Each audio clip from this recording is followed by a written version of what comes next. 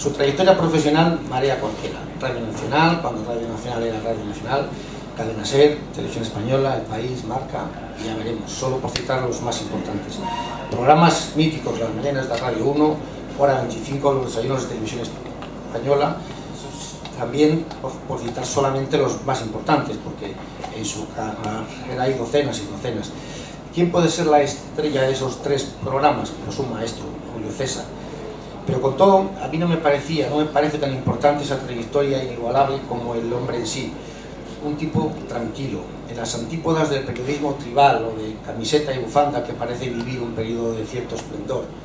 Un individuo sencillo que dejó a Zamora, dejó a Aliste, con hambre de periodismo y de vida, que viene a ser lo mismo, y que desde el principio se negó a participar de los aquelarres del conmigo contra mí, los nuestros o los contrarios.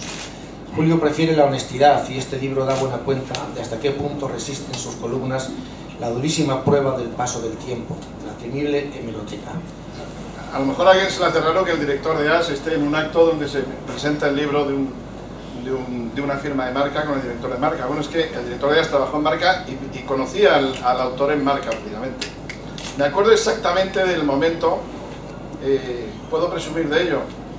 Yo entonces era veterano en el periódico, digamos que ya 3 meses. Era un chavalín, como era él, que no teníamos ni mesa para sentarnos.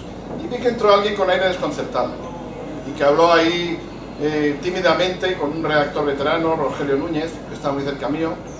¿Qué haces aquí? Pues mira, aquí he venido. A ver si me tiran por la ventana. Y el otro dijo, hombre, no será para tanto.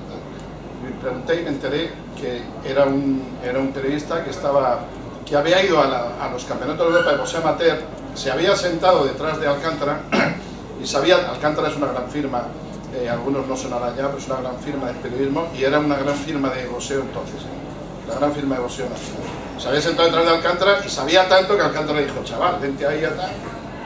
Y se puso ahí a escribir una cosa y yo veía que cada poco no le gustaba, arrancaba, tiraba. Tenía una facilidad para encestar, que ahora habrá perdido por culpa de los ordenadores, pero tenía una facilidad llamativa, porque no tenía cerca. Y yo, con esa solidaridad del novato, esperé que acabara y le pregunté, oye, tú, no, mira, yo es que he venido de esto, tal, me fui contando. Salimos andando, y con esa locuacidad que él tiene, se nos hizo Emilio Castelar, se nos hizo La Cibeles, se nos hizo Atocha. Yo le dije, yo voy por ahí en la avenida Mediterráneo. Tiramos a la izquierda, tiramos hasta la avenida Mediterráneo, y me estuvo en realidad dando la brasa todo, y yo pensé, este tío lo voy a evitar, porque claro, ha llegado nuevo, no conoce a nadie más, he tenido la mala ocurrencia de ofrecerme y me va a dar unas brasas espantosas. Pero luego a la mañana siguiente me levanté y dije, yo aprendí unas cuantas cosas escuchando a este tío, a ver si mañana tal. Y así fuimos aprendiendo una amistad enorme, ¿no? Que hasta ahora dura. Luego, por cierto, fue él el que se fue a AS, hizo allí también unas crónicas en las páginas centrales, como era lento escribiendo, supongo lo sigue siendo director, era bastante lento escribiendo. Y el Rayo jugaba por la mañana, le encargaban las crónicas del Rayo Vallecano, que como jugaba a las 12 de la mañana, pues llegaban a tiempo.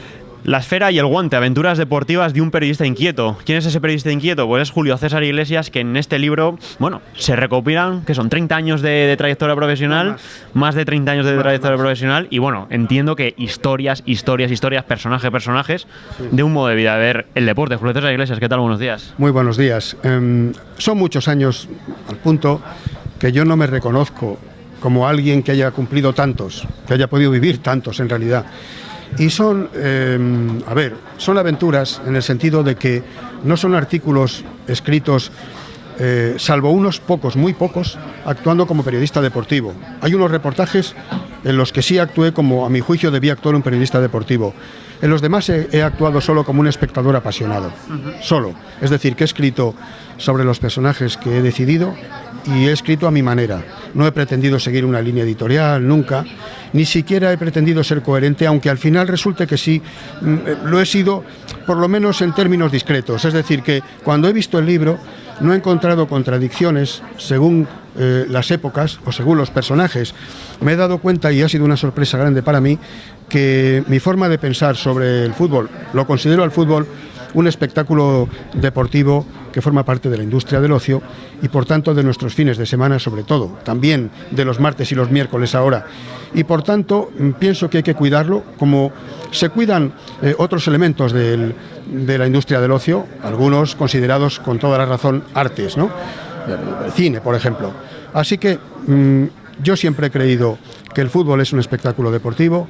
Creo que los personajes, y así los he tratado yo, son artistas que forman parte de ese espectáculo y a veces lo que he hecho es pedir que ese espectáculo mejore, es decir, que se haga en función de los espectadores que son quienes lo mantienen. Y a veces nota, Julio César, que está mal cuidado o maltratado ese espectáculo o esos personajes que tanto, digamos, dan que hablar, que tanto ocio crean también entre los aficionados. Sí, bueno, sí, efectivamente hay de todo, hay de todo. Hombre, yo, a los personajes me he acercado siempre con mucho respeto. Dentro del respeto que siempre les he tenido, por no decir profesado, pues ha habido algo en los que también he sido crítico. Por ejemplo, en todo lo que se refiere a violencia en la forma de actuar. El fútbol, dicen los profesionales, es un deporte de contacto. Es inevitable que choquen los jugadores. Pero cuando se utiliza esa condición de deporte de contacto para desvirtuar el trabajo de un jugador especialmente bueno, llevémoslo a cualquier ámbito de la vida. Resulta que tienes a alguien muy hábil en un determinado sentido o en una determinada, especialidad. Y resulta que para compensar la habilidad se le da... Hay que darle patadas. Yo contra eso siempre estuve. Fuera de donde fuera el artista y fuera de donde fuera el leñador. Así que creo que sí merece la pena cuidar el espectáculo sencillamente porque espectáculo cuidado equivale a espectadores que vienen. Espectáculo empobrecido equivale a espectadores que se van. Yo a veces he creído que incluso para nosotros los periodistas la naturaleza del espectáculo debe ser cuidada porque estamos cuidando no solo nuestro trabajo, sino también un territorio en el que nos movemos, un escenario. Campillo y Relaño han alabado tus artículos que vienen aquí recogidos, sobre todo diciendo que son artículos que resisten al paso de la hemeroteca. En la nota de prensa que la editorial Corner nos ha facilitado, vienen unas palabras también sobre José Mourinho, en el que dices que si Mourinho venía al Real Madrid, el Bernabéu se divertiría mucho más en la sala de prensa que sobre el terreno de juego. Parece que después, al cabo del tiempo... Eso lo que tiene de especial es que fue escrito en el año 2007. Yo mismo no me explico aquello, que ha parecido casi una profecía, porque yo no recuerdo que él hubiera apuntado las maneras que luego demostró aquí. Pero bueno, así son las cosas. No de todos estoy igualmente contento, pero bueno, creo que todos pueden ser leídos. El boxeo. Ha habido tema para hablar de boxeo. Hablabas también de los medios de comunicación. Tenían que tratar bien al fútbol. ¿Crees que los medios de comunicación han maltratado al boxeo? Ahora mismo un deporte que ha quedado bastante arrinconado dentro de los grandes medios. Mira, en realidad creo que los grandes medios lo que hacen es responder a la expectación que creen que hay en el mercado, es decir, a estudios de mercado o a percepciones acerca del seguimiento que los deportes tienen. Si hubiera de pronto una gran figura en el boxeo y alrededor de esa figura se arracimara la gente y aparecieran otras figuras inducidas por esa primera, yo creo que el boxeo volvería y ellos actúan después de, es decir, pensando que no tiene seguimiento suficiente como para que la venta de periódicos, si hablamos de periódicos, o el seguimiento de los programas, si hablamos de programas de televisión o de radio, necesiten para sobrevivir. Si apareciera una figura y otras cuantas a continuación que arroparan a esta primera, yo creo que probablemente, doy por seguro que el deporte del boxeo, deporte con todas las dudas que queramos poner sobre él, volvería a la actualidad.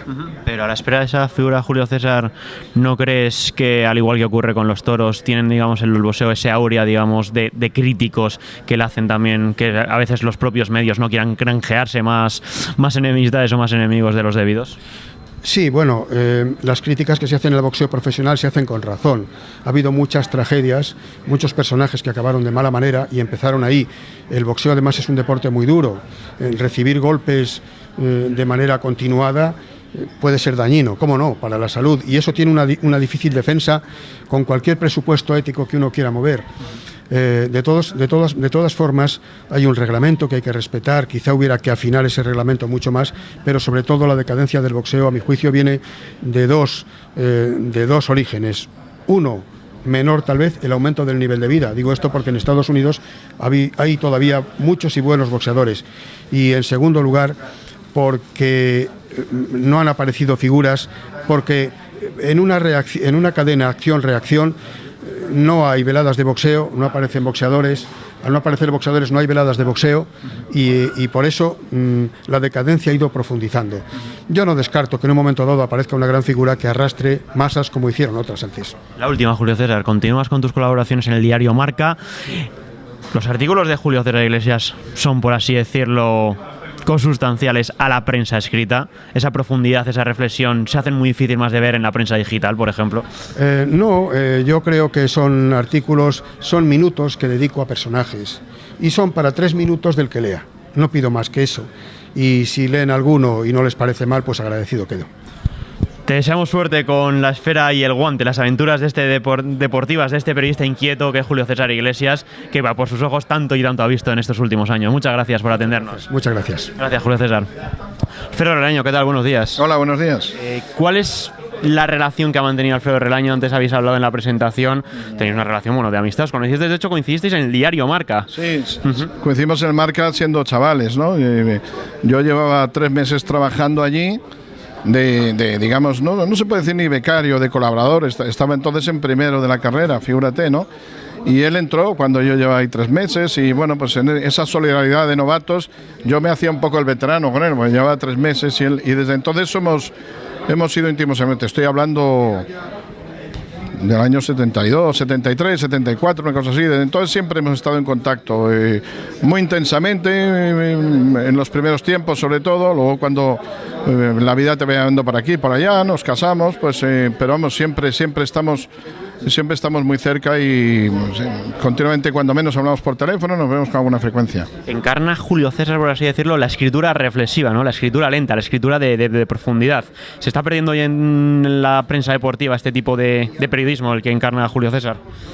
Bueno, todavía hay, entre otros él, que sigue escribiendo y sigue vigente y hay gente, pero es verdad que se hace ahora un periodismo quizá más rápido. Yo siempre me llamó la atención lo minucioso que él era. Incluso yo le decía, Julio, eres demasiado lento. Ahora, luego viendo la calidad de lo que escribía, me parecía que compensaba. Viendo el libro me parece que compensa más todavía. Ha comentado Óscar Campillo antes en la presentación lo importante que son los artículos de cualquier tipo que, digamos, soportan la hemeroteca, es decir, que las cosas que leídas con el tiempo siguen teniendo vigencia, porque hay unos fondos de reflexión ahí que van más allá del suceso que se está tratando. Eso pasa en este libro. En este libro lees cosas de hace 10, 20, 30, 40 años y tienen valor ahora mismo. Porque hay ese fondo. Eso es propio de la prensa escrita, claro. Conviene conservar y conviene recuperar, ¿no? Quizá la prensa escrita está ahora un poco en decadencia, está en una propia decadencia industrial que hace desconcertarse y está muy rodeada de un tipo de prensa audiovisual que responde a otras necesidades y tiene otras técnicas, pero es muy bueno que esto se mantenga. Cuando me hablabas de ese tipo de prensa audiovisual que tiene otras necesidades, otras técnicas, también porque el público, demanda ahora mismo otro tipo de periodismo. Habríais hablado antes con Campillo, con Julio César también, que Julio César representa la antítesis también del periodismo de bufanda, por así decirlo. En ese sentido, ¿podría tener cabida en este periodismo de hoy esta manera de encarnar el periodismo que vosotros habéis conocido de hace ya varias décadas? Bueno, yo el periodismo de bufanda no me preocupa tanto. Es un género que hay, que a alguna gente gusta y yo no tengo tampoco demasiado contra él. Y existe el otro. A mí me parece que abrir el tiro es bueno. Hay excesos que en ocasiones no me gustan, ¿no? Ha habido gente que hasta se ha pegado, ¿no? Hay excesos que no me gustan, pero no me preocupa tanto que se abra el abanico. Lo que sí me gusta es que se mantenga la buena escritura, se mantenga la reflexión, ¿no? Yo procuro mantenerla en las y el Marca la procura mantener y sigue existiendo eso, ¿no? ¿Y qué ha aprendido Alfredo Relaño de Julio César Iglesias? Uy, no te sabría decir muchísimas cosas en tantos años. Es una mirada sobre la vida bastante más reflexiva. Yo siempre fui de temperamento más impetuoso, ¿no? Y siempre él tuvo una visión más calmada sobre las cosas. Aparte que tiene mucho conocimiento de un montón de cosas que son las que a todos los hombres nos gustan, que son las que nos gustaban a los 14 años. No sé cómo decirte, aparte de los deportes, pues las historias de la Segunda Guerra Mundial, la zoología, hay una serie de cosas en las que tiene un dominio muy amplio. Y luego le he hecho ha hecho un periodismo, no siempre un periodismo deportivo, sino que ha tenido una visión muy multidisciplinar de la vida a través de sus experiencias en Radio Nacional. Digamos que ha entrevistado, tratado temas de todo orden, y yo siempre en cosas en las que yo me he visto más flojo y sé que él las está tratando, pues mira, me ha ahorrado tiempo para informarme en conversaciones con él, ¿no? He despachado mucho tiempo para saber cosas que me interesaba saber, pues en conversaciones con él que me las daba ya masticadas, ¿no? Esa manera de ser tan reflexiva de Julio César Iglesias le ha ayudado a Alfredo Relaño a la hora, por ejemplo, de tener que escribir sobre Florentino Pérez. Pues no, supongo que sí. Yo creo que tú que dices que a lo mejor te puede perder en un momento determinado. Sí, yo creo que en cualquier cosa que yo haga tiene que haber un porcentaje de influencia de él, porque es de las personas que han influido en mi vida. No sé si en este caso concretamente. En este caso lo que me influye es ver la pertinacia de Florentino en los errores y en una cierta capacidad para hacer ver lo que no es, ¿no? Para en verano dar una sensación de que el Madrid se va a comer el mundo y que luego primavera tras primavera pues no se lo comen, ¿no? Y sobre todo que el proyecto económico deportivo al final ni es deportivo ni es económico, porque el Madrid vuelve a deber mucho dinero, aunque no le gusta que se sepa, vuelve a deber más dinero del que debía antes de llegar él y recalificar las torres, ¿no? Si insistís en ese dinero que debe el Madrid, ¿estáis ya preparados para recibir las críticas de mal madridismo por parte de aficionados? Yo estoy preparado a todo, pero es un poco absurdo, porque vamos a ver, si tú hablas mal del gobierno, sea el de Rajoy, sea el de Zapatero, no significa que estés contra España o deseando que a España le vaya mal, es al revés, estás deseando que a España le vaya mejor. Yo creo que al Madrid le podría ir mejor si por ejemplo, si Florentino tuviera menos adulación alrededor, sobre todo, ¿no?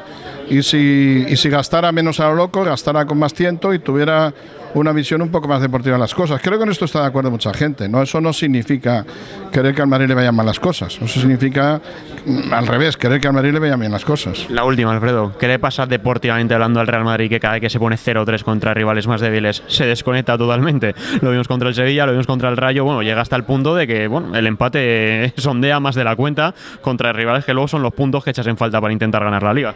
Sí, que ya está a 6 del Barça. Bueno, yo creo que Ancelotti está en enormes dudas y toda la plantilla lo sabe. Creo que politiquea en las asignaciones y con falta de convicción el asunto no funciona.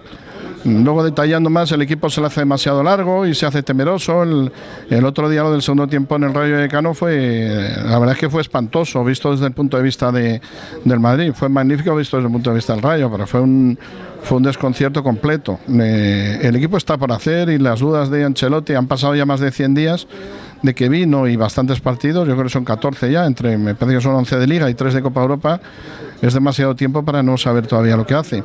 Ahora que ya está Bale en firme ahí metido, pues es posible que tome ya decisiones. Las rotaciones tienen que venir después de haber tenido la idea. Lo que está rotando son las ideas, no los jugadores.